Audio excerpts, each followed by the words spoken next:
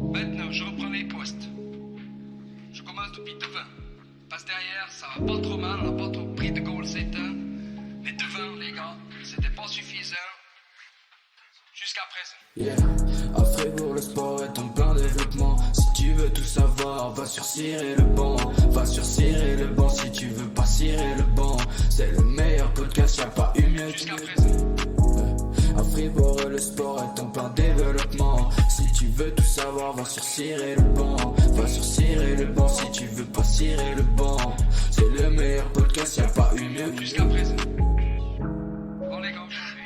Salut à toutes et à tous, j'espère que vous allez bien. On se retrouve pour un nouvel épisode de Cirer le banc. Il a fait de sa passion son métier, c'est un fin analyste, un coordinateur au sein de l'académie d'Everton, mais aussi un ancien entraîneur du FC Marly avant tout. Dimitri Mage revient sur ses terres et sur son terrain aujourd'hui pour ce nouveau podcast. Je suis Marius Cam et j'ai le plaisir de t'accueillir. Dimitri, comment ça va ? Salut Marius, ça va bien et toi ? Et bien sûr, à mes côtés, toujours mon collègue préféré qui cire le banc, Romain Ediger, comment ça va ? Ça va très bien, merci. Au lendemain Cette présentation. d'une victoire contre Étoile Sport. Exactement, je l'avais annoncé au dernier épisode avec Pierre Chouvet, je lui avais dit qu'on allait gagner contre son club. C'est chose faite, avec un but en plus. Donc, désolé Pierre. Bien joué Romain. Tu ne cires plus le banc. Dorénavant Central. plus, alors j'ai retrouvé quelques minutes de jeu. Puis aujourd'hui, du coup ça fait trop plaisir d'avoir Dimitri Mage avec nous. Tu as cité Everton, on avait Pierre Chouvet, grand fan de Liverpool. Dimitri, tu auras l'occasion de nous dire pourquoi Everton est un plus beau club que Liverpool. Tout à fait, je me réjouis. On te lancera plusieurs fois dans ce podcast pour argumenter. Et du coup, pour le sommaire aujourd'hui, Marius, on va d'abord commencer avec ton lien avec le sport, tes années ici d'entraîneur au SC Marly. Aussi, on va parler de tes études.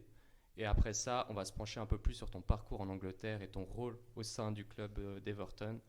Puis on finira par parler ensuite de la suite tout simplement de ta carrière. On a la chance d'être aussi dans ces beaux vestiaires du FC Marly. Donc, Ils sont très bons en plus, ouais. Ça ouais. sent la casaque. ça sent les protèges tibia. Et du coup, on remercie Ramzi, l'entraîneur de la première équipe, et puis Ouais. Milon, et puis tout le club du FC Marly pour cet accueil finalement. C'est beau le foot régional quand même. Magnifique. Yeah. À Fribourg le sport est en plein développement. Si tu veux tout savoir, va sur Cirer le banc. Va sur Cirer le banc si tu veux pas cirer le banc. C'est le meilleur podcast, y'a pas eu mieux. Donc du coup, on a cru entendre dans l'émission Sport Première de la RTS que tu n'avais jamais fait de foot. C'est vrai ? Alors non, j'en ai fait dans les juniors, donc très très jeune. J'en ai fait jusqu'à mes 13-14 ans, on va dire. Et puis ensuite, j'ai un parrain qui était fan de tennis et il voulait absolument que je fasse du tennis. Et puis c'était les belles années à Roger, donc je me suis dit pourquoi pas, on quitte le foot, on part au tennis. Donc j'ai fait quelques années de tennis. Et puis quand je suis arrivé en apprentissage, ça devenait trop compliqué d'alterner le tennis et puis les études. Donc je me suis dit on revient dans le foot, sauf que j'avais perdu beaucoup d'années dans le football. J'étais plus forcément au niveau pour jouer et autres. Donc je me suis dit pourquoi pas réintégrer le football d'une autre manière. Et puis le coaching, c'était la meilleure option en fait qui se présentait à moi, de revenir vers le terrain et puis de reprendre, on va dire, go au foot. Mais cette passion pour le coaching, elle a toujours existé ou c'est un peu par hasard que tu t'es retrouvé Non, là-dedans ? c'était vraiment par hasard parce que le FC Marly cherchait un assistant pour ses juniors B. Et puis on m'avait approché, on m'a dit viens essayer, c'est assistant dans un club amateur et il ne faut pas non plus beaucoup de qualifications au début, donc tu viens, puis tu regardes comment ça va. Et puis je suis venu aider, puis ça m'a pris de passion, c'est clair. Et puis de pouvoir, ce qui m'a le plus plu, c'était ça, c'était de travailler avec les jeunes et puis de pouvoir ressentir cette odeur du gazon Et des protèges tibia. et des protèges tibias. T'as quand même un grand lien avec le foot amateur, c'est que tu as été durant 4 ans l'entraîneur du FC Marly tout simplement. Tout à fait, donc j'ai commencé en junior B comme assistant. J'ai repris ensuite les juniors B comme entraîneur principal. Et puis, quelques temps après, j'ai eu, on en parlera sûrement après, une période où je suis revenu d'Angleterre. J'ai retravaillé avec les juniors A. Donc, toujours avec les juniors, j'ai jamais été tant attiré par les actifs. J'ai toujours voulu travailler dans le développement des jeunes. Et puis, 4 ans comme entraîneur junior à Marly. Tu as eu l'occasion de faire les diplômes ici en Suisse ? Tout à fait. Donc, j'ai commencé avec le diplôme des enfants, ensuite le diplôme C. Et puis en Angleterre, j'ai complété le diplôme C UFA avec la FA. Et puis maintenant, je suis dans le processus du diplôme B. Mais pourquoi cette envie de travailler avec les jeunes et pas forcément le monde des adultes ? Je pense, à mon avis, j'ai une certaine fierté puis un certain objectif de voir la progression, à mon avis. Quand on est dans le foot des adultes, le but c'est le résultat. Et puis c'est tu coaches d'une certaine façon, tu coaches différemment, tu coaches pour le résultat. Tandis qu'en junior, tu vas coacher pour le développement et c'est ce qui m'intéresse, de pouvoir travailler individuellement. Et je suis presque plus fier d'avoir vu un jeune se développer et puis avoir une meilleure progression que finalement la place au classement. Parallèlement à ça, tu fais des études en Suisse, donc tu as employé de commerce si je ne me trompe pas. Oui, employé de commerce, j'ai fini avec la maturité. Mhm. Ensuite, il y a eu la pause militaire imposée en Suisse. Et une fois mon service terminé, je suis parti dans le sport. Et j'ai commencé un bachelor en management du sport qui a duré 3 ans. Et voilà, c'est un domaine, c'était des études qui touchaient le sport en général. Donc il y avait du marketing, de la com, il y avait de la gouvernance, de l'event. Donc c'était à ce moment-là, je ne savais pas vraiment dans quel domaine j'allais m'orienter. C'était très très vague. Et c'est seulement par après que finalement je me suis orienté plutôt dans la vie en club. Est-ce que tu as toujours su que tu voulais bosser dans le sport ou dans le foot? Non, alors vraiment, quand j'ai commencé à entraîner, pour moi c'était clair que ça allait être que mon hobby, si on peut dire ça comme ça. Et puis c'est après le service militaire où je me suis dit, c'est toujours un peu comme ça, quand tu reviens à la vie civile, tu te dis maintenant il faut profiter un peu de ce que tu aimes faire. Puis je me suis dit pourquoi pas faire ce que j'aime et puis me lever tous les matins et apprécier ce que je vais faire de la journée. Et ça m'a vraiment motivé à partir dans le monde du sport à ce moment-là en fait, après le service militaire. Yeah. À Fribourg, le sport est en plein développement. Si tu veux tout savoir, va sur Cirer le banc. Va sur Cirer le banc si tu veux pas cirer le banc. C'est le meilleur podcast, y'a pas eu mieux. Et du coup, bachelor en poche, il y a l'envie de l'Angleterre. Tout à fait, donc terminé le bachelor. Et puis j'ai toujours eu un peu un lien avec l'Angleterre. J'ai fait 3 séjours linguistiques là-bas. Je vais souvent voir le pays. Et puis voilà, c'est la première ligue, c'est quand même le plus beau championnat au monde. On ne sait jamais qui va être champion, qui va être relégué. C'est toujours un énorme suspense. Et puis là, je me suis dit, je finis mon bachelor. Tente ta chance, quoi. C'est le moment. Ça sera trop tard plus tard. Donc on part et puis on verra bien. Et donc tu pars en Angleterre et là, qu'est-ce que tu vas faire? Donc j'arrive. Il faut savoir que c'était en plein Covid, donc c'était compliqué. Hein. Toute ma famille, mes amis me disaient, mais pourquoi tu pars? C'est beaucoup trop incertain, reste ici. Je me suis dit, non, on y va, on essaye. Et je suis arrivé donc à Londres, j'ai commencé mes études et puis on avait la possibilité de faire un travail à côté à temps partiel. Et puis j'ai dit voilà, je me donne 2-3 mois pour trouver quelque chose. Si je trouve rien, je rentre en Suisse et puis je fais. Tout était en ligne, faut savoir à l'époque les cours. Et voilà, j'ai commencé à postuler à droite à gauche. L'école a donné aussi quelques aides pour trouver quelque chose. Et puis voilà, postuler à plusieurs clubs, on va dire, je pense une trentaine de postulations. Et sur les 30, seulement 2 réponses, une négative, et puis Crystal Palace qui était intéressé pour un entretien. Donc c'était vraiment ma seule chance. Donc je l'ai appris le jour d'avant en plus, j'étais dans un centre commercial, je reçois l'appel et il me dit écoute, demain 10h, tu viens. J'avais pas coupé les cheveux depuis 3 mois, j'ai dit on va essayer de courir, trouver un coiffeur et puis préparer tout ce qu'il faut, j'ai presque pas dormi. Et puis l'entretien s'est très bien passé, et du coup j'ai pu être engagé à Crystal Palace à côté de mes études. T'avais postulé, c'était quoi le poste auquel t'avais postulé? C'était analyste vidéo pour l'académie. Donc ça rejoignait, c'était un peu moins du management, vu que je fais des études en management. Ça se rapprochait plus de ma carrière parallèle, si on peut appeler ça d'entraîneur. Donc le fait d'avoir un diplôme C à jouer, parce qu'il voulait quelqu'un qui ait déjà des connaissances basiques du terrain, bien sûr. Et comme analyste vidéo, donc j'étais responsable de l'analyse vidéo, donc que ce soit filmer les matchs, préparer des analyses d'opposition, préparer des analyses d'équipe, les présenter à l'entraîneur. Donc c'était vraiment, j'ai quand même intégré un staff complet. J'étais un membre entier d'un staff. Puis quand tu arrives à Crystal Palace, grand club d'Angleterre, comment on se sent un peu? C'est compliqué. Tu arrives, tu te dis c'est le petit Suisse qui débarque dans une académie de Londres. Mais voilà, c'était Crystal Palace. Crystal Palace, c'est un club familial qui est très ouvert. C'est le sud de Londres, donc c'est quand même les quartiers populaires de Londres. Donc j'ai reçu un accueil qui était absolument incroyable. Tout le monde était top. On m'a vraiment intégré. On avait des anciens joueurs pro qui étaient dans le staff.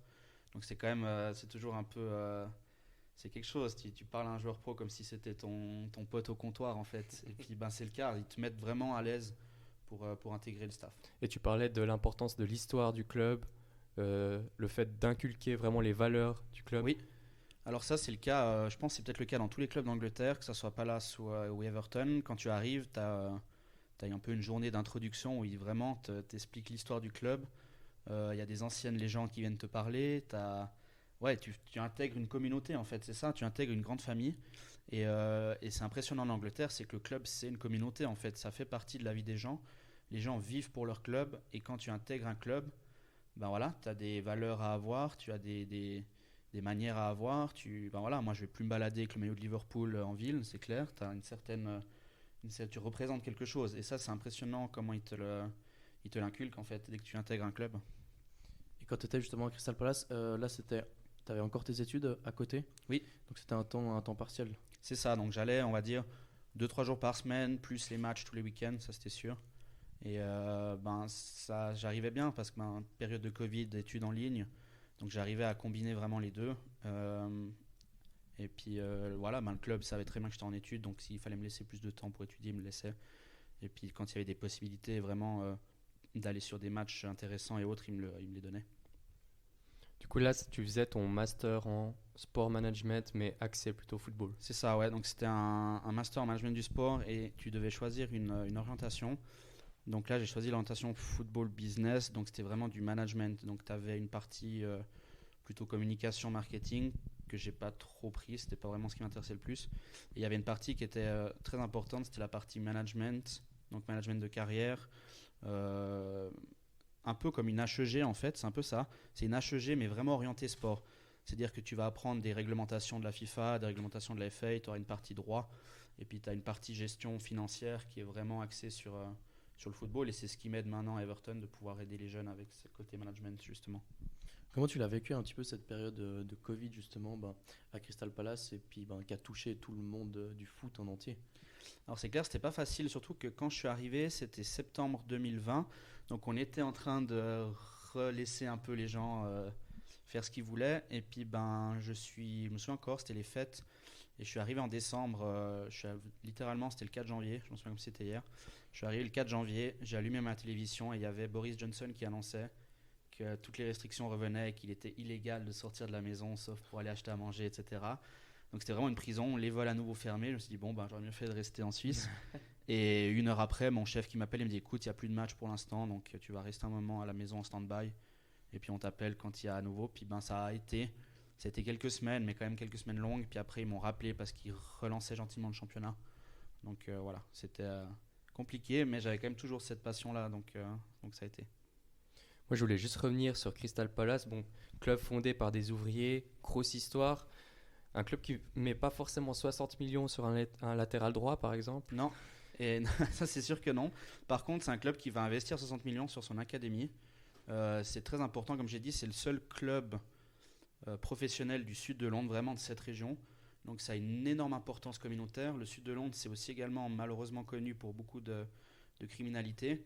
Et en fait, Crystal Palace a vraiment l'objectif d'améliorer la vie des gens dans ce sud de la ville. Donc club d'ouvriers, ils ont investi beaucoup dans l'académie. Il y a 2-3 ventes de joueurs formés au club qui ont permis un énorme financement. Et là, ils ont refait en fait un centre qui est absolument magnifique, avec piscine intérieure, terrain intérieur, salle de gym pour une académie. Il y a des équipes de première ligue qui n'ont même pas ces infrastructures-là. Et Crystal Palace a investi dans cette académie. Et cette académie n'est pas seulement pour les joueurs du club, mais il l'ouvre vraiment à toute la région. C'est-à-dire que des clubs locaux, des clubs scolaires, des clubs communautaires peuvent venir utiliser les infrastructures. Okay, ils ont un vrai rôle dans le sud de Londres, Crystal Palace. Exactement. C'est plus que juste un club de football. C'est ça. Et ça, je pense, c'est assez généralisé en Angleterre, et je pense la grande différence avec la Suisse, c'est que voilà, le club, c'est la vie des gens. Beaucoup de régions pauvres d'Angleterre n'ont que ça. Je ne sais pas si vous avez vu peut-être la série Sunderland sur Netflix, mais en fait c'est ça, c'est-à-dire que les gens ils ont leur travail, et en fait le football c'est leur seul moyen un peu d'évacuer leur travail, d'évacuer leur vie de tous les jours. Et en fait c'est ça, ils font partie c'est leur truc. À Everton, la moitié du staff, ils ont un tatouage du club sur le bras. Vous allez au stade, vous avez des enfants de 4 ans et puis des personnes plus âgées de 70 ans. Et c'est ça, c'est vraiment le lien d'une région, c'est le club de football. Donc quand on dit que le football en Angleterre c'est une religion, c'est que c'est vraiment une C'est religion. vraiment une religion, et même encore, vous avez des funérailles ou autres où les gens sont en maillot, tout simplement. C'est impressionnant, c'est vraiment, c'est plus que la religion, c'est vraiment, pour certains, c'est leur vie. Donc vous pouvez comprendre que la situation d'un club qui est en menace de relégation, pour pas citer le mien malheureusement, mais un club en menace de relégation, ça pèse, hein, et ça le sent dans l'atmosphère, ça se sent chez tout le monde.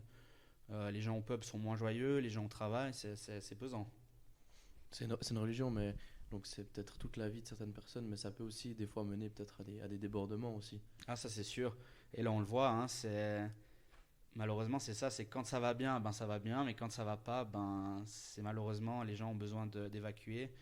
Et je pense qu'il y a un certain vécu, certaines personnes qui ont pas la vie facile, et puis si le club ne leur donne pas ce qui pourrait un peu les rendre plus heureux, ben c'est clair que ça déborde. Finalement, en 2022, tu pars du côté d'Everton, mais je crois qu'entre Crystal Palace et Everton, il y a un petit retour à Marly, tu disais. Oui, donc en fait, j'ai terminé mes études à Crystal Palace, et Crystal Palace ne me proposait pas un poste à plein temps, quelque chose qui me convenait. Donc j'ai dit, bon, on va quitter Crystal Palace, puis on va essayer de tenter sa chance ailleurs. Donc je suis revenu à Marly quelques temps, je me suis remis au football de talus, comme on dit. Retrouver des gazons bien hauts et avec des bons trous dans le terrain. Au FOT. Exactement, le FOT. Et ça m'a fait du bien parce que je me suis revenu entraîner les juniors. Et ça m'a fait du bien parce que quand tu es dans un staff élite, tu es une dizaine de personnes, tu as ton rôle et c'est tout. Tandis que là, c'est mon équipe. Tu fais tes entraînements, tu fais ta planification. Et ça m'a fait du bien. Et puis ça m'a permis de retrouver aussi le goût vraiment du coaching. Et puis ça m'a aussi beaucoup aidé pour décrocher mon poste actuel. Tu disais que ça t'a fait du bien peut-être avec du recul, mais quand tu le vis et puis qu'il n'y a pas encore cette certitude de pouvoir continuer en Angleterre, il y a quand même peut-être une source de stress, non ? Ah oui, c'est sûr. Et surtout que j'ai essuyé 2-3 refus. J'ai eu un entretien à Wolverhampton, j'ai eu un entretien à Southampton, et j'ai pas été pris pour les deux. J'ai dit Everton, c'est ma dernière chance. Quand j'ai reçu la convocation à l'entretien, j'ai dit dernière chance, et puis si ça marche pas, ma foi, on restera en Suisse un moment, et puis tant pis pour l'Angleterre. Et puis finalement ça s'est bien passé.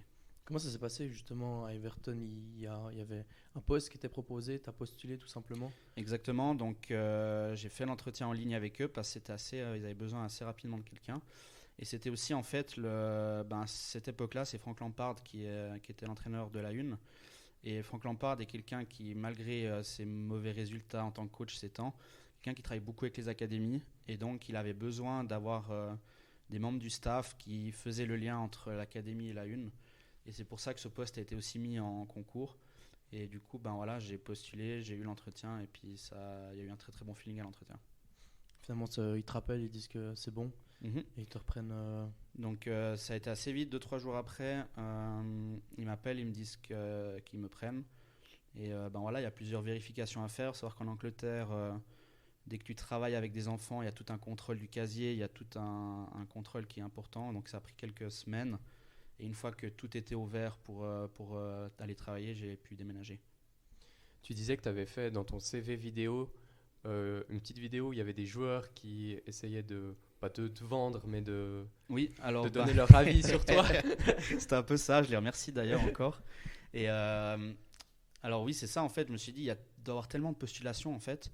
C'est des clubs de première ligue, je pense qu'ils doivent recevoir des tonnes de CV. J'ai dit, il faut que je fasse un truc qui soit visuel et qui attire l'œil. Donc j'ai fait mon CV normal, papier. Et puis j'ai dit en même temps, j'ai envoyé un lien pour une vidéo. Et puis ça dure quoi, 1 minute peut-être.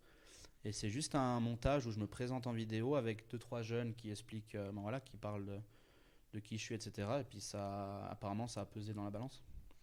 Et donc maintenant, raconte-nous un petit peu ton poste à Everton, en quoi il consiste. Alors je suis responsable opération. C'est en fait l'équivalent en Suisse d'un talent manager. C'est-à-dire que je retrouve un peu plus du management. Donc je vais gérer, je vais aider les joueurs sur tout ce qui est à côté du football. Donc que ce soit leur planning, leurs cours, leurs dépenses, etc. Et j'ai quitté un petit peu ce côté terrain. Donc un talent manager en Suisse, il va vraiment travailler sur tout, que ce soit terrain et l'extérieur. Il va l'aider pour sa vie privée, pour ses cours, etc. En Angleterre, ils séparent un peu le côté management et le côté coaching. Le côté coaching, je ne peux pas vraiment le faire maintenant parce qu'il faut avoir l'UFAB, le diplôme.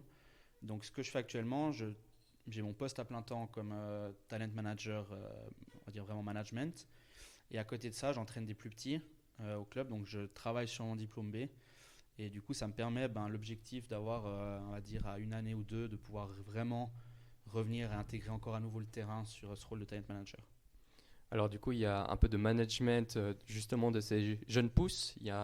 Tu as dit un peu de coaching avec les plus jeunes.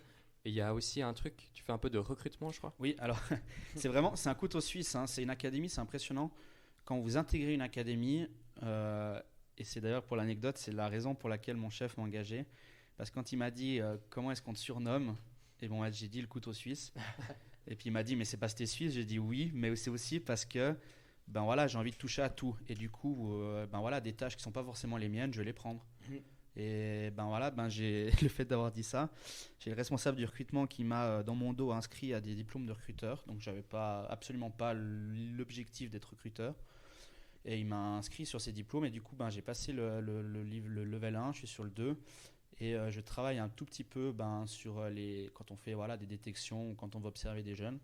Et je fais ça un peu à côté de mon travail le week-end. Ça me fait une sorte d'expérience en plus. Donc t'es consacré complètement à Everton en ce moment. Tout à fait, ça prend beaucoup et j'avoue que des fois, tu as du foot toute la journée, tu rentres le soir, mon coloc me propose de regarder encore du foot, je dis écoute, ouais ça va, c'est vrai que des fois je pensais pas à ce point-là, mais c'est vrai que tu vis foot toute la journée, le week-end, puis des fois ça fait du bien, aujourd'hui il y a un Grand Prix, de souffler un peu avec d'autres sports des fois, d'autres choses, mais du coup oui, alors ces temps et c'est aussi la raison pour laquelle j'ai déménagé. Hein. Je n'ai pas déménagé là-bas pour la gastronomie ou la météo. Et j'ai déménagé là-bas pour le football. Et du coup, ça fait partie maintenant de ma vie à 100%. Tu disais quand tu rentrais du travail, des fois il y avait même des gens qui venaient t'accoster pour parler foot. Alors c'est un peu spécial, c'est Liverpool. Hein. Liverpool, il n'y a que le football, vraiment. C'est les deux clubs, Liverpool et Everton. Et les gens, je pense que... Je dis un chiffre vraiment au bol, mais je pense qu'il y a en tout cas plus de 90% qui suivent un des deux clubs. Donc c'est vrai que des fois, quand tu es dans la rue, tu rentres de travail en survêt avec ton survêt d'Everton, tes initiales, les gens voient que tu bosses au club, donc ils viennent te poser des questions. Comment ça se fait, qu'est-ce que tu fais, tac, tac, tac. Donc c'est vrai que c'est une ville qui est qui vit vraiment pour son football. Parce que ton costume de travail, c'est aussi un survêtement du club. C'est un survêt. Et ça, c'est quand même un rêve, hein, se lever le matin pour pouvoir mettre un survêt de football. C'est quand même bien. Et du coup, c'est à l'aise, quoi. Puis là, on a les shorts en plus, il commence à faire beau. Donc, short maillot pour bosser, c'est pas mal. Tu disais que tu entraînes des petits au club aussi ? Oui, alors je fais un peu de coaching avec les plus petits. Donc, on a des centres de développement qui sont à côté du club. On fait pas mal de tournois aussi à l'étranger. On me met pas mal sur ce genre de week-end. Aussi, le côté que je sois trilingue avec l'allemand et le français. Et du coup, là, on a eu un tournoi à Dublin récemment, on a eu un tournoi en Belgique, où du coup, l'aspect francophone m'a mis dessus. Et en fait, on organise pas mal de tournois ces temps.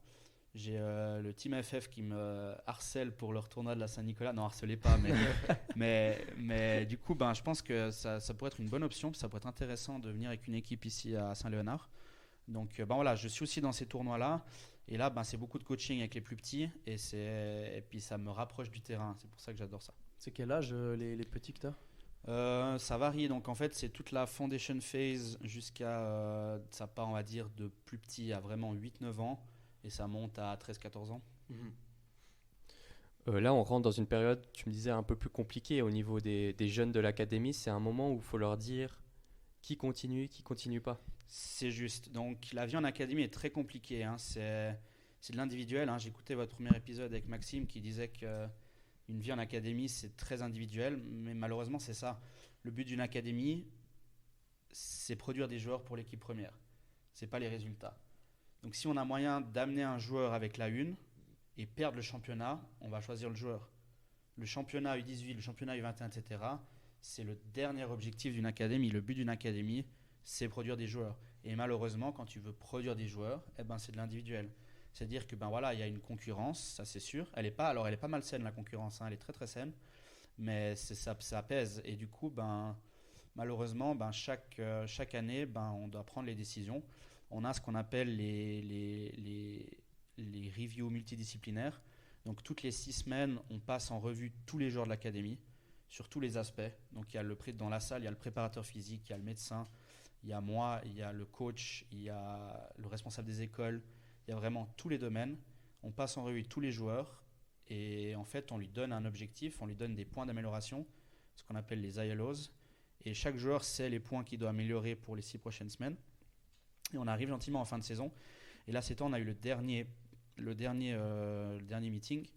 Et c'est là où tu prends la décision. En fait, un joueur qui n'a pas réussi à améliorer tous les points qu'on lui a donnés toute l'année, il n'a plus le niveau. Et malheureusement, tu dois prendre les décisions de qui on garde et qui on ne garde pas. Et des fois, c'est compliqué parce qu'il y a des joueurs avec qui tu t'entends très bien, la famille, tu t'entends très bien. Et malheureusement, ils n'ont plus le niveau et tu dois leur annoncer en live avec leurs parents qu'ils ne restent plus à l'académie.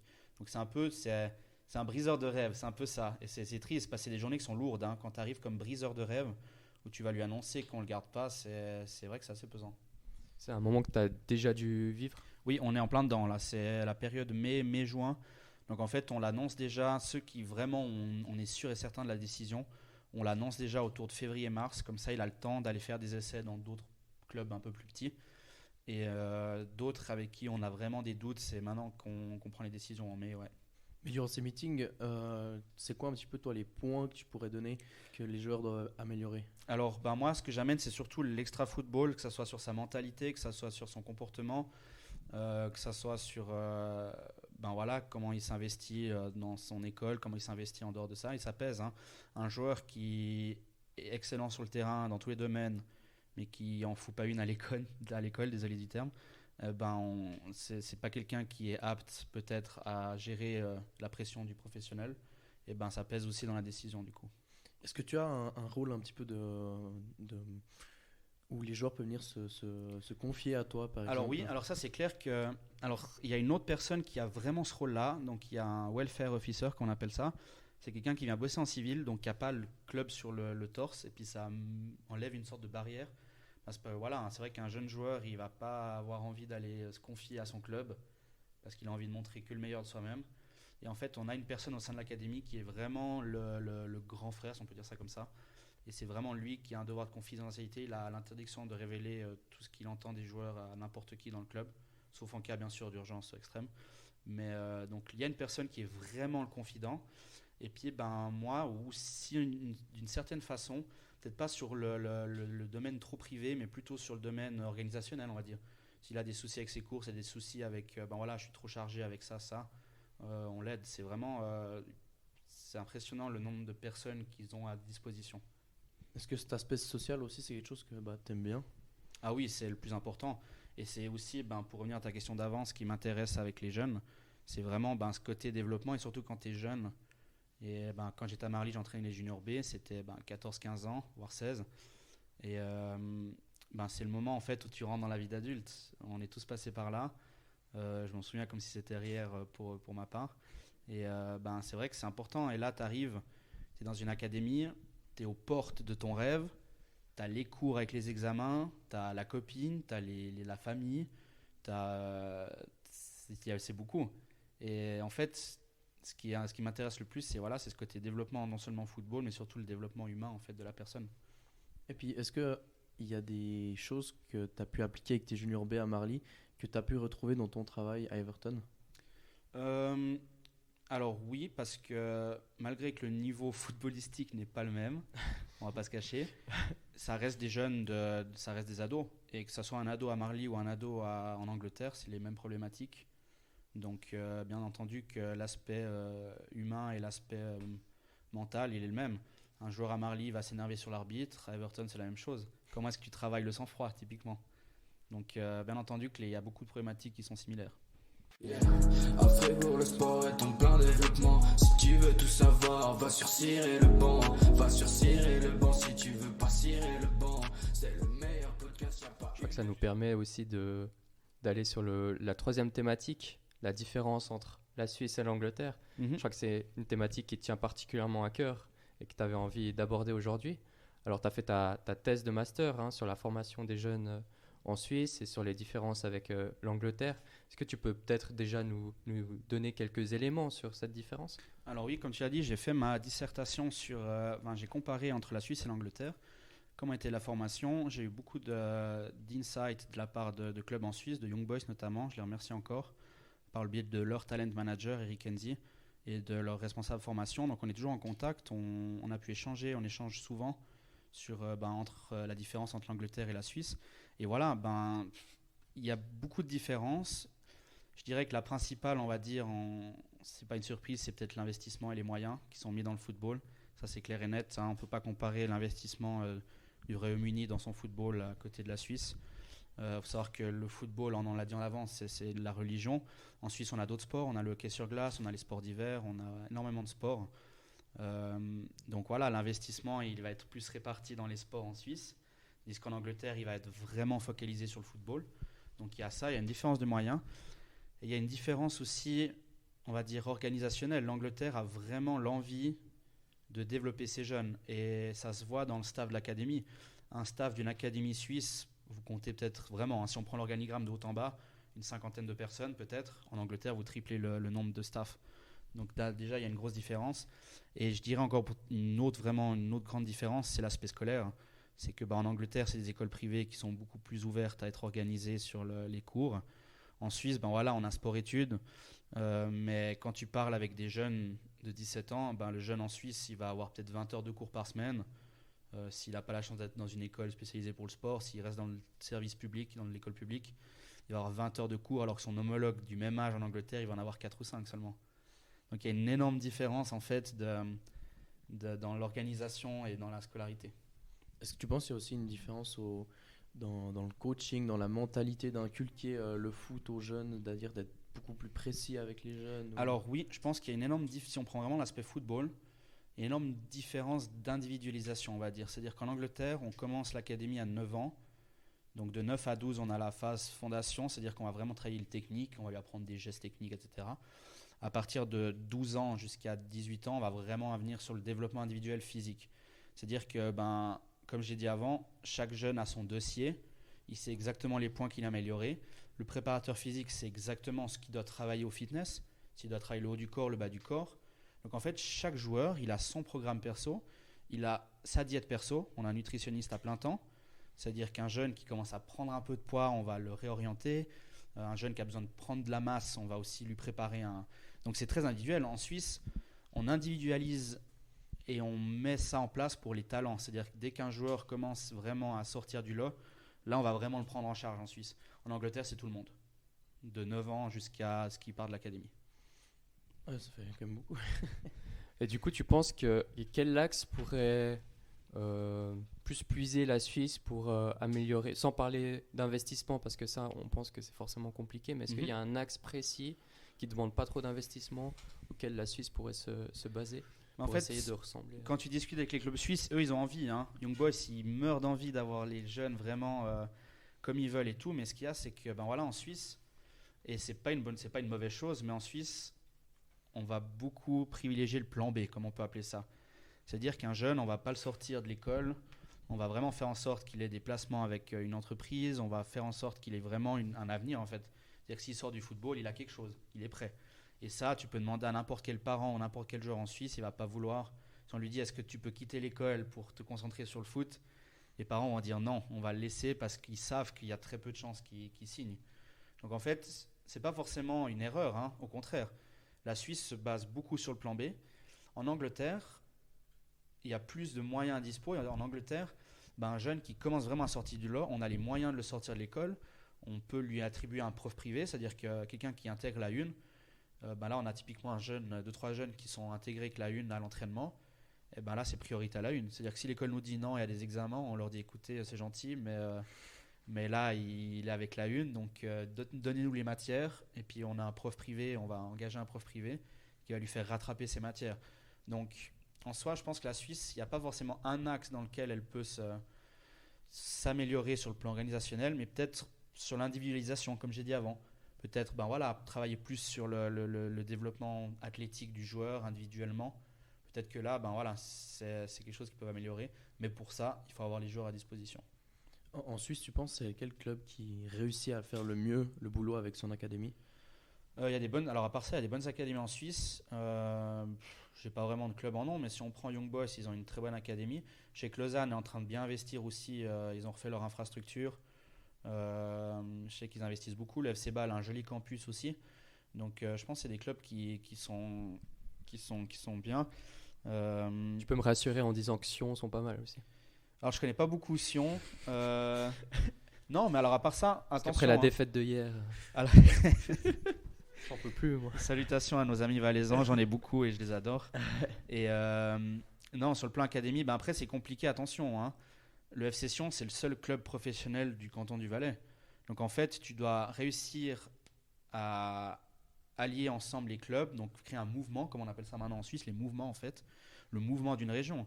Tandis qu'en Angleterre, dans un rayon d'une heure autour de Liverpool, vous avez Everton, Liverpool, City, United, Burnley, Preston, Blackpool, Blackburn. On a 9 clubs professionnels dans un rayon d'une heure. Donc c'est incomparable. Et de pouvoir, je pense que les clubs suisses s'en sortent bien avec ce qu'ils ont à disposition comme moyens, ça c'est sûr. Et il y a surtout cette envie de se développer. Comme j'ai dit, Young Boys a vraiment envie de se développer. Les clubs suisses ont envie de se développer, mais pour ça, il faut qu'ils aient les moyens. Bon, Cyril Bon, c'est un club, c'est un podcast fribourgeois. Donc, au niveau du team l'AFF, comment tu juges un peu leur manière de travailler avec les jeunes? Alors, je pense qu'il y a déjà, il y a une bonne chose d'avoir un centre qu'on appelle ça un centre de performance. Donc, le team AFF est lié avec Young Boys et ça, c'est une bonne chose parce que ça met sur la carte de Young Boys le canton de Fribourg. Maintenant, je pense qu'il y a beaucoup aussi de talents qui ne sont pas forcément team AFF et qui ont peut-être des chances de jouer plus haut. Donc peut-être qu'au niveau du scouting, peut-être que les clubs pro devraient peut-être avoir un peu plus de scouts et un peu plus de couverture. Donc voilà, mais c'est une bonne chose déjà d'avoir en tout cas un centre de performance dans le canton de Fribourg. Et ça permet aussi, ça crée en fait, Young Boys peut s'appuyer sur ce centre de performance et ça leur crée en fait un vivier de talent du canton de Fribourg et ça met en avant les talents du canton de Fribourg. Mais par exemple, si on regarde le team Glagruère, par exemple, qui est le regroupement de tout juniors de Bulle, quand on est dans les juniors, on nous vend ça comme quelque chose d'assez bon. Mais finalement, quand on regarde les joueurs qui sortent des juniors A, souvent, ils sont souvent retombés en deuxième ligue inter ou même en deuxième ligue. Donc, est-ce qu'à ce niveau-là, il y a peut-être quelque chose à faire de mieux? Je pense, finalement, comme j'ai dit, bien sûr, c'est une question de couverture. Comme j'ai dit, il y a beaucoup de talents dans des clubs amateurs, des jeunes qui ont les moyens, peut-être, s'ils avaient l'accès. Et le fait de peut-être pas être vu, de pas être sur les radars des grands clubs, c'est clair que ça fait quelque chose. Comme j'ai dit, en Angleterre, un jeune qui est bon, il va avoir 9 clubs sur le dos. Parce qu'il y a des scouts à tous les matchs. En Suisse, pour se faire voir, c'est clair que le fait d'avoir peu de clubs dans un grand rayon, ça fait perdre beaucoup de talent, à mon avis. Toi, quand tu vas faire du scouting, c'est quoi les éléments principaux que tu regardes chez un jeune? Alors le scouting c'est très large, attention, il y a beaucoup d'éléments. Donc l'aspect technique, on pense toujours est-ce qu'il est bon puis il touche bien le ballon ou pas. Alors c'est une chose, mais il y a beaucoup d'éléments autour. Son comportement, ça commence déjà avant le match. Comment est-ce qu'il se comporte? Est-ce qu'il serre la main aux adversaires après le match? Est-ce qu'il part tête baissée au vestiaire? Donc en fait il y a tout ce côté en fait mental qui est hyper important. Et il y a une expérience, un des premiers scouting que j'ai fait. Un jeune, j'étais avec le responsable recrutement et un jeune qui était absolument fantastique au pied, etc. À un moment du match, il y a un parent ou sa copine ou je ne sais pas qui lui a parlé depuis le bord du terrain. Il est sorti de son match, il a répondu à cette personne et le scout, il a littéralement grand trait sur la feuille, il a dit non. J'ai dit mais c'est comme dommage parce qu'il touche bien le ballon. Il dit oui, mais s'il n'arrive pas en amateur à rester dans son match, comment est-ce qu'il va faire dans un stade de 50 000 personnes? Donc c'est ça en fait, le côté mental et le côté comportement du jeune, il est hyper important. Donc, finalement, tous les jeunes qui sont à l'académie, c'est quand même des jeunes qui arrivent vraiment à bien se contrôler sur le terrain. Oui et non. On a quand même bien sûr du sang. Le sang-froid, c'est quand même le grand problème. Et je pense qu'il y a beaucoup de joueurs qui savent très bien que leur sang-froid, c'est leur point faible. Même en foot d'étalus, si on peut dire ça. Et non, il y a quand même bien sûr, on a des joueurs qui ont vraiment besoin de travailler ça. Et encore l'Angleterre, on a un psychologue à plein temps qui est que pour l'académie et qui, dès qu'il voit un joueur qu'on a des soucis un peu là-dessus, il va aller travailler avec lui individuellement. Yeah. À Fribourg, le sport est en plein développement. Si tu veux tout savoir, va sur Cirer le banc. Va sur Cirer le banc si tu veux pas cirer le banc. C'est le meilleur podcast. podcast, y'a pas une mieux. Ça nous permet peut-être de passer à la banquette. Ouais, je suis chaud. Tu connais la banquette? Oui, c'est des questions, c'est ça? C'est des petites questions, mais là, ça sera peut-être des anecdotes ou des petites histoires sur toi, Ça marche. sur ton entourage. On va pas parler de la une d'Everton. Ouh, ouais, T'es d'accord. Bon, ça va. Alors, j'en dis pas plus. Très bien. Alors, première question. Voir Liverpool remporter le derby du Bien sûr, ça Merseyside commence. Voilà. ou voir Haute-Sarine s'imposer contre le FC Marly? Oh mon Dieu, quelle horreur. Je sais pas si tu veux utiliser ton joker maintenant. C'est oui, tout de non, suite. mais Il y a un joker? on n'a jamais dit qu'il y avait des jokers. Ah hein. bon, D'accord. mon Dieu. Bon, là, vu qu'on a Marley et qu'il y a Ramsey qui m'attend à la sortie du vestiaire, on va plutôt dire Liverpool remporter le Merseyside. Puis de toute façon, il y a aucun Anglais qui va écouter ce podcast. Non, puis d'ailleurs, les compétences en français sont pas terribles là-bas, donc Ah c'est ouais. bon. On recevait la dernière fois Pierre Chouvet, grand fan de Liverpool, le club rival d'Everton. Tu peux nous raconter l'histoire d'Everton et pourquoi ce club c'est le meilleur club de la ville? Alors, il faut savoir que c'est Everton, le premier club de la ville. Donc, Everton en 1878. Donc, ils ont créé en fait ce club-là. Et en fait, le club jouait à Anfield, qui est le stade actuel de Liverpool. Donc, Everton jouait à Anfield. Et il y avait en fait deux directeurs. Il y avait le directeur du club et le directeur du stade. Et en fait, à un moment donné, le directeur du club a dit au directeur du stade, écoute, moi j'aimerais bien qu'on commence à développer ça, à même vendre de la bière, vendre de l'alcool au stade, et puis que ça devienne vraiment en fait le lieu de rassemblement du peuple. Et en fait, le directeur du stade a dit non, moi ça reste que le foot, pas d'alcool au club, etc. Et du coup, le directeur du club a dit, puis c'est comme ça, je te laisse dans ton stade et moi je vais construire le mien à côté. Donc en fait, il est parti du stade, il a construit Goodison Park à côté. Donc Everton a déménagé à Goodison Park et le directeur du stade d'Anfield s'est retrouvé avec un stade sans club. Et du coup, il a créé Liverpool FC dans son stade. Donc en fait, Liverpool est né d'une bagarre au sein de la direction d'Everton. Donc, Sur de la bière. exactement. Est-ce qu'on peut mieux résumer l'Angleterre que ça? Je crois pas. Mais du coup, non, Liverpool est un club fondé grâce à Everton. Du coup, on sera obligé de réinviter Pierre Chouvet pour lui donner un droit de réponse. Et pour terminer le truc, c'est une chose que les Evertoniens mettent bien en avant, c'est qu'en fait, Liverpool est devenu le club touriste. Donc le club où les gens viennent prendre des photos au stade et prendre des photos. Et eux se disent vraiment le club du peuple, donc le club qui est resté le club des locaux. Et c'est vrai que c'est impressionnant quand tu vas à Goodison Park, il n'y a personne qui sort son téléphone pour filmer le match ou autre. C'est resté, en fait, c'est David Moyes qui utilisait ce terme, le People's Club. Et ça reste vraiment dans l'esprit de la ville le club du peuple et le club vraiment des gens de Liverpool. Roy Hodgson ou Sean Dyche? Je dirais Sean Dyche maintenant, vu que je travaille avec lui. Donc Roy Hodgson, j'ai pas eu la chance de le côtoyer parce que c'était la période Covid et la une était du coup était en quarantaine à côté de l'académie. Là, Everton, on a vraiment l'académie et la une dans le même bâtiment, donc on croise les joueurs de la une tous les jours, que ce soit Pickford, que ce soit d'autres joueurs de la une qui viennent souvent aussi discuter avec nous. Et Sean Dyche, c'est quelqu'un que je vois quasiment tous les jours. Je le vois au fitness aussi le matin, parce qu'on a le droit d'utiliser la salle de fit, le staff le matin, et du coup il est toujours là à faire ses exercices. Donc plutôt Sean Dyche, on va dire. Tu préfères que Marly fasse les promotions cette année ou que Everton évite la relégation? Oh mon Dieu. Non, alors étant maintenant lié à Everton, et comme j'ai dit avant, le drame que ça serait en cas de descente, on va dire qu'Everton soit sauvé. Raconte-nous juste pourquoi ce serait un drame qu'Everton redescende. Alors, faut savoir qu'Everton, ils ne sont pas tombés depuis plus de 50 ans. Et c'est un club fondateur du football anglais, c'est un club fondateur de la Première Ligue. C'est un club qui n'a jamais été relégué depuis que la Première Ligue a été créée en 92. Et du coup, c'est un club qui est aussi en train de construire un nouveau stade. Donc, on a un nouveau stade qui sera prêt dans 1 saison et demie à peu près. Donc, c'est important, les investissements financiers. Et l'investissement, on va dire, les retombées économiques entre la Première Ligue et la Championship, c'est un gap qui est énorme. Donc ça serait dramatique sur le plan financier et ça serait dramatique, je pense, dans la mentalité des gens, dans juste simplement, comme j'ai dit, les gens vivent pour leur club, les gens n'ont pas forcément la vie facile, le club tombe, ça met un coup au moral à tout le monde. Tu parlais de cette rivalité, cette importance d'Everton. Tu peux nous raconter l'anecdote sur le tableau Excel? Ah oui, alors, donc je pensais pas que la rivalité était comme ça. Il faut faire attention, la rivalité est pas mal saine. Il y a beaucoup de situations où les deux clubs s'unissent pour la ville, hein, quand il y a des hommages, quand il y a vraiment besoin d'être ensemble, les deux clubs s'unissent. Mais il y a quand même toujours ce chambrage. Et une fois, je faisais un tableau Excel pour planifier les joueurs. Et en fait, j'ai mis les cases de mon tableau Excel en rouge. Et mon chef est arrivé avec les grands yeux et m'a dit tu dégages ce rouge de ce tableau.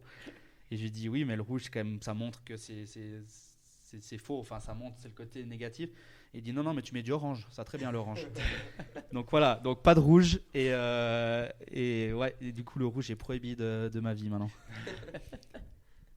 Ce qui a un petit contraste avec le maillot rouge de Marly, mais c'est pas Tout le même, à fait, c'est pas le même exactement. rouge. On dirait. Exactement, ouais. C'est sûr, ouais. Tu voulais faire la prochaine? Vas-y, je te laisse la faire. Ah oui. Alors c'est une citation. Donc je cite. Je t'écoute. On va pas se mentir, c'est pas le meilleur gardien du monde. Anecdote sur le match contre les pros. Ça dit quelque chose? Apparemment, tu aurais enfilé les gants l'instant de quelques minutes lors d'une journée. Ah, la journée de l'académie. Exactement. Ok. Ouais. Tous les scouts regardaient ce match entre les jeunes joueurs de l'académie et les professionnels et étaient unanimes pour dire que tu avais un futur en tant que gardien de première ligue. Bon, alors, le club a publié une vidéo. En fait, il y a une journée par année où on fait la journée de l'académie, c'est-à-dire que les joueurs de la une viennent, tous les joueurs de la une viennent jouer avec les petits de l'académie. Donc, on organise en fait plusieurs matchs. Et en fait, les gardiens de la une étaient dans la zone des gardiens. Donc, Jordan Pickford était avec les petits de la une. Et en fait, il n'y avait pas de gardien pour un autre match. Et puis, moi, j'étais là à regarder le match. Puis l'entraîneur me dit, Dimitri, tu mets tes gants, puis tu viens maintenant dans le but. Puis là, c'était contre des petits de 10 ans. Je me dis, on va laisser passer des ballons, c'est 10 ans. Puis en fait, c'est pas les juniors rêves suisses, quoi. C'est des élites, des élites U10. Donc en fait, il n'y a pas besoin de laisser passer le ballon, il passe tout seul dans le but. Hein. Ça, ils ont une meilleure finition que suivant quels actifs. Hein. Donc, il y a eu quelques buts. Puis malheureusement, c'est les buts que je prends qui ont été mis dans la vidéo. Donc, ils n'ont pas fait la meilleure vente de mes qualités de gardien. Et du coup, je remercie Samuel Dice pour ses anecdotes. Bien entendu, bien sûr. Qui produit aussi le son du podcast. T'as aussi une anecdote sur la forêt? Aussi de Samuel Dice, où tu t'es retrouvé Il parle beaucoup, Samuel Dice, il me semble. Hein. La forêt, non. Alors, c'est grand Londres, hein, par ça. Donc, si tu as fait l'after-work au pub après le travail, donc ça, c'est dans les mentalités anglaises. Hein. Quand tu as fini le travail, il faut aller en boire une au pub. Et ça, c'est vraiment c'est impressionnant. Et puis à Liverpool, c'est des gens qui sont absolument incroyables. Très social, donc tu vas boire des verres au pub. Et puis, on va dire qu'une fois, il y a eu un peu trop d'after-work. Et puis, je me suis retrouvé un peu perdu dans un parc à Londres. Et puis, voilà, c'est pas Marly où tu peux te retrouver rapidement. Donc, j'ai eu un peu de peine à rentrer à la maison ce soir-là. Enfin, on taira les commentaires. Voilà, pas besoin de plus de détails. Ce sera l'anecdote de la forêt, ouais. Et les meilleurs en troisième mi-temps, c'est les Anglais ou les Suisses? On va dire les Anglais quand même. Les Anglais, il y a vraiment une culture... je sais pas si je peux dire de la boisson, mais du pub et de la fête. Puis à Liverpool, c'est encore plus flagrant. C'est une ville qui vit. Hein. C'est la ville des Beatles. Vous sortez le soir, il y a toujours quelque chose à faire. Et malgré qu'ils ont un accent absolument horrible, savoir que Liverpool, c'est le pire accent d'Angleterre. Tu l'as l'accent, toi? Je commence à le comprendre gentiment et je commence un petit peu à avoir des expressions, ouais. Mais du coup, c'est un accent qui est absolument horrible. Mais par contre, les gens, ça reflète pas les gens qui sont absolument incroyables. Vous pouvez être seul dans un pub à boire un verre. Je pense que ça te prend 10 minutes à ce que quelqu'un vienne vous parler et vienne s'asseoir avec vous. Donc c'est vraiment une ville qui est incroyable. Les gens sont absolument accueillants et sont absolument incroyables aussi. Donc non, vraiment pour la troisième mi-temps, je vais mettre l'Angleterre. Et du coup, on va peut-être terminer avec une dernière question. Toi, tu disais de faire peut-être encore 3-4 années en Angleterre, et puis tu avais quand même cette envie de revenir en Suisse. Alors oui, je vais encore rester à Everton un petit peu parce que je me sens bien, on a une bonne ambiance. Et même si on descend, en Championship, ça va permettre aussi à beaucoup de jeunes, je pense, de s'imposer parce que le fait de descendre, ça va ouvrir la porte à des jeunes, donc ça va être intéressant pour moi. Pourquoi pas encore un autre club de Première Ligue? Ça serait bien un club qui joue pas la relégation, être un peu moins stressé puis perdre un peu moins de cheveux, ça serait pas mal. Et pourquoi pas un autre club en première ligue. Et l'objectif, oui, ça serait à moyen terme de revenir en Suisse. Et j'aimerais vraiment pouvoir amener ce que j'ai appris en Angleterre en Suisse, dans une académie suisse, et essayer de développer encore cette formation en Suisse avec ce que j'ai eu comme expérience en Angleterre. Est-ce que tu as un club qui te botterait particulièrement en première ligue? En première ligue, j'ai pas forcément un club précis. J'ai peut-être des entraîneurs que j'aime beaucoup. J'aime beaucoup Eddie Howe, ce qu'il fait à Newcastle.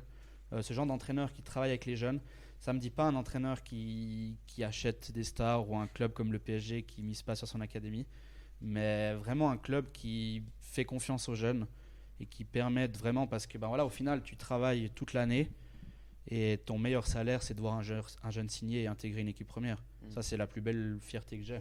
Si j'arrive à travailler avec un jeune pour qu'il signe et de le voir signer, c'est le plus beau cadeau. Donc un club qui travaille avec les jeunes, pas forcément un en particulier, mais voilà. Et quand tu seras de retour en Suisse, tu vas continuer à faire tes diplômes d'entraîneur à côté? Oui, donc là j'ai le diplôme B déjà que je vais passer en Angleterre. Je vais faire tout ce que je peux en Angleterre. Et l'objectif de revenir en Suisse après, c'est peut-être de retrouver plus de terrain, comme j'ai dit. Et on verra, on va rester dans ce domaine du management. J'adore ce rôle de talent manager. Donc continuer à travailler avec les jeunes, ça c'est sûr. Ça marche. Je crois qu'on arrive gentiment à la fin de cet épisode, Romain. Ouais, c'est l'occasion de remercier le roi Charles qui t'a permis d'être ici. Exactement, il a donné congé pour ce long week-end, donc j'ai pu venir en Suisse. T'as regardé le couronnement hier? J'ai regardé vite fait. J'ai vu qu'il pleuvait, ça changeait pas tous les jours en fait. Et du coup non, je repars du coup demain pour Liverpool, parce qu'on a encore les derniers matchs de la une pour espérer un dénouement cette fois-ci heureux, on verra. Mais du coup, merci beaucoup à Sa Majesté. On pensait pas que la royauté anglaise allait avoir un impact sur Cyril Bon, comme c'est quoi. dingue, hein. Mais je lui dirai du coup au roi que... merci beaucoup Dimitri de nous avoir accordé ce temps durant ton court séjour merci en à Suisse. On vous souhaite le maintien forcément. Merci, toute la ville. Oui, on verra si en espérant. Et puis en tout cas c'était très intéressant. Et puis nous on se retrouve tout bientôt, Romain. Et puis vous êtes invité quand vous voulez à venir à voir un match à Everton pour avoir l'ambiance et pas avoir les gens qui regardent leur téléphone à Anfield. C'est sûr. Alors donc, ça fallait pas nous le dire deux fois. Ça faut pas nous le dire deux fois. Donc quand vous voulez, vous venez voir un match. Et on puis est déjà en train de booker nos vacances pour. Alors c'est avec plaisir que je vous accueille à Goodison Park. Comme ça on fera un petit reportage pour Cyril Bon aussi. Exactement. Ouais. Magnifique. Allez, à la prochaine. Ciao. Ciao. Yeah. À Fribourg, le sport est en plein développement. Si tu veux tout savoir, va sur Cyril Le Bon. Va sur Cyril Le Bon si tu veux pas Cyril